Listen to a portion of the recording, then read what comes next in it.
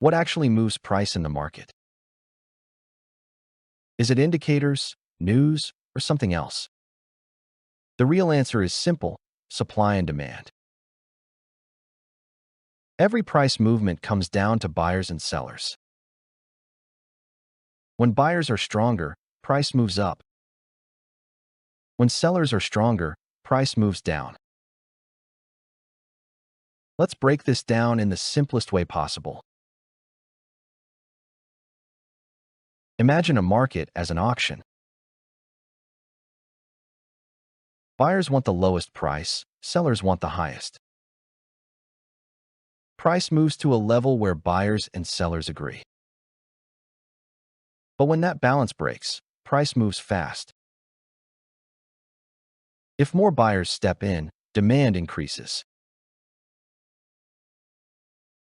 Buyers are willing to pay higher prices. This pushes the price upward. That's why strong buying causes rallies. Now let's look at the opposite side. When sellers dominate, supply increases. Sellers accept lower prices to exit trades. This causes the market to drop. That's why heavy selling creates sharp declines. Important levels form where supply or demand is strong. These are called support and resistance. Support is where buyers step in.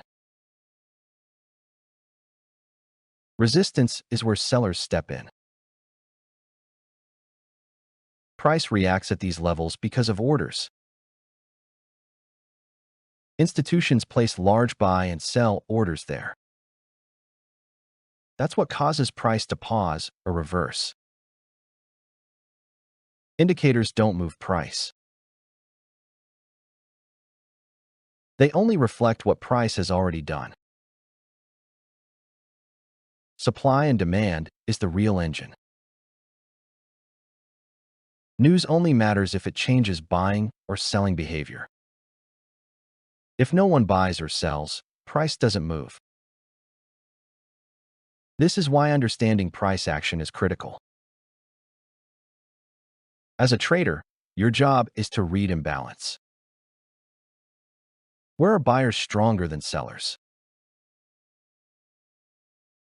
Where are sellers overwhelming buyers? That's where trading opportunities appear. Don't overcomplicate the market. Price moves because people buy and sell. Everything else is just a tool to understand that.